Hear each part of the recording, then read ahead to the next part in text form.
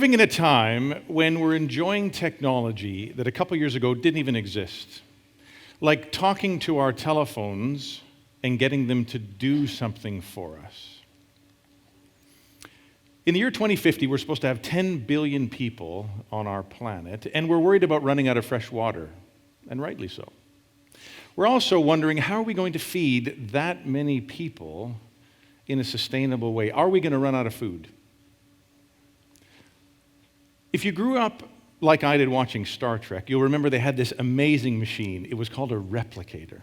And as a hungry teenage boy watching, people would go up to that machine and say whatever they wanted to eat, and it would magically appear. So you could say coffee, and coffee would appear, cup and all. But did you ever wonder what that coffee would have tasted like? Well, I can tell you, it was fantastic. It was the best tasting coffee you could have ever had. It was amazing, and I know why. Bear with me. In 2050, when we have 10 billion people on the planet and we're wondering about fresh water and food, where is it going to come from? I know where it's going to come from because we're at the beginning of an agricultural revolution. We're not going to run out of food. In fact, we're going to have more food than we've ever had before. It's going to be better tasting, and it's going to be better for us. Right now, meat is getting a bit of a bad rap. Animals take a lot of space, and their waste creates, harmful emissions to the environment. But technology is going to solve that too. So this morning, I want to share with you 2 technologies that are going to help us feed the planet with more food than we've ever had before, and it's going to be better tasting and better for us. The first one, of course, is our leafy greens, our salads. Our mothers told us to eat our greens, and we do. Most lunches and dinners usually have some sort of salad with it. But the problem is that there's only a few places on earth that can actually grow the salads that we eat all year round. So they have to be shipped for ridiculously long distances. And by the time it gets to the stores where we shop around here, it's often ready to go in the garbage, isn't it? I know the stuff that we buy and bring home, half of it doesn't get eaten. It just doesn't last that long. So the produce that we have today on that shelf that came from that long distance, besides taking a huge amount of energy to get it to us, growing in these centralized areas out in a farmer's field often requires a whole lot of pesticides. Have you ever taken a moment to read the warnings on a container of pesticide? There's a lot of them. One that jumped off the page to me was the warning that if you use pesticides, you should wash your hands before you go to the bathroom. Curious. So with that lovely image in mind, perhaps something even worse is the fact that lately a bunch of our salads have been coming with very harmful bacteria such as E. coli, which can make you incredibly sick and sometimes kill you.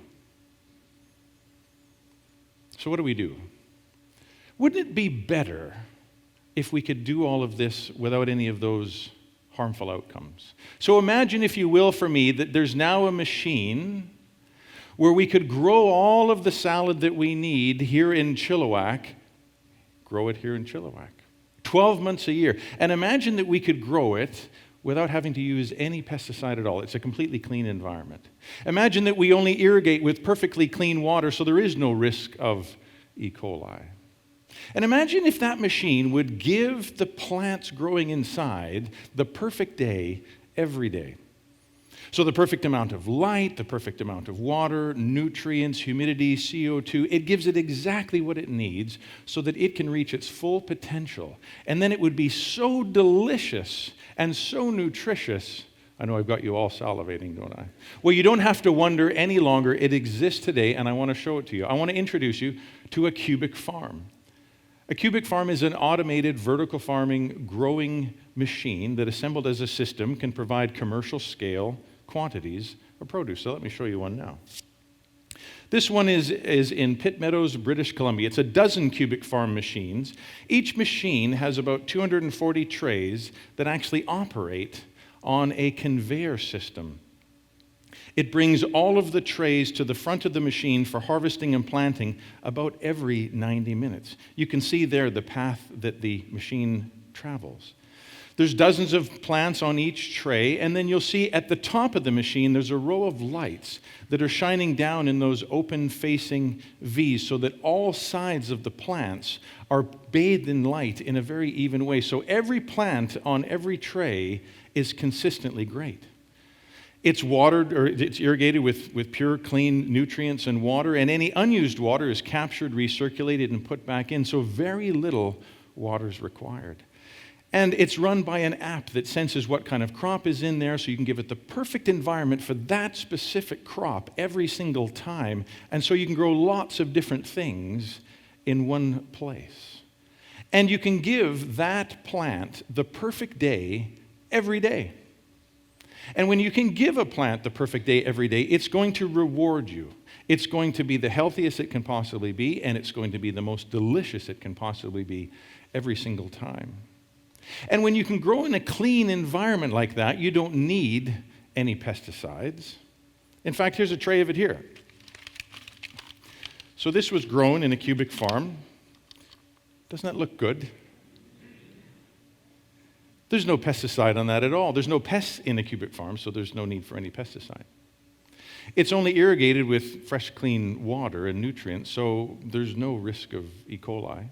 And because you're growing in a controlled environment, you don't even need a genetically modified seed if you don't want to, because there's no pests that you need to war against with your genetically modified seed. You just give the plant exactly what it wants, and it's delicious. I've got a bunch of this out in the lobby afterwards, and there's enough for everybody to try some, and you'll see what I mean. It's absolutely fantastic.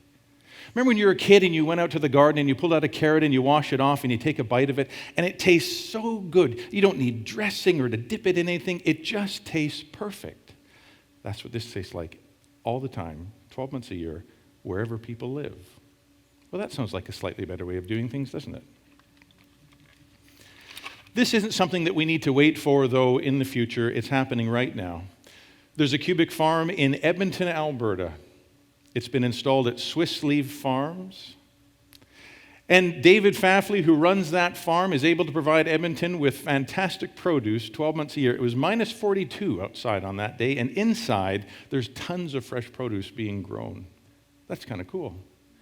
This one is in Leamington, Ontario at Del Fresco Pure, a massive greenhouse organization that now wants to be able to do leafy greens and salads as well, locally, without having to ship it all thousands of miles for people in Ontario.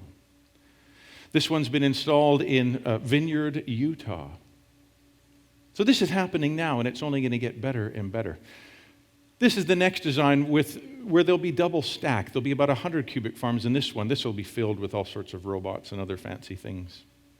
The interesting thing now, though, is that in the future, not that far in the future, perhaps a couple years, the system will be powered by solar.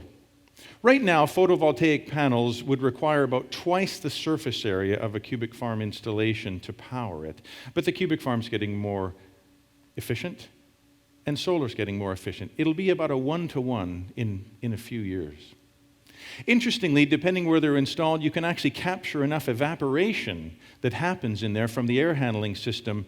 You can capture that as fresh water, and it supplies about 50% of the water that you need to irrigate the system. So the point is that we're not far away from it being completely off the grid, and even what it is today, it requires very little energy.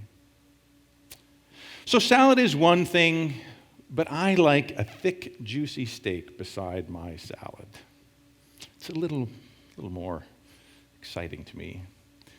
So what about meat? Meat's getting a bit of a bad rap lately. Animals take an awful lot of space, and they create a lot of waste, and that waste is bad for the environment. But technology is going to solve that one too. This is something called a grow pod from a company named Groviv. This enormous machine has about 1,500 trays with artificial intelligence and robots that water to provide perfect animal feed. You can have grass-fed animals wherever they happen to be on Earth. No pesticides are required. Wouldn't it be nice to not feed our animals pesticide? Wouldn't it be nice to feed our animals perfect nutrition every single time? I think they would reward us. Just like a plant will reward us by being the most delicious and the best tasting, the animal will too. If you treat the animal well, everything from hoof health to fertility to lifespan, to deliciousness of meat or milk will be rewarded if we treat our animals as best as we possibly can. But what about the waste created by an animal? There's an animal feed system being installed at a biodigester where you can take the waste from the animal, put it in the biodigester, creates natural gas, which creates electricity, which grows the food which the animal eats. So you look after the animal on both ends.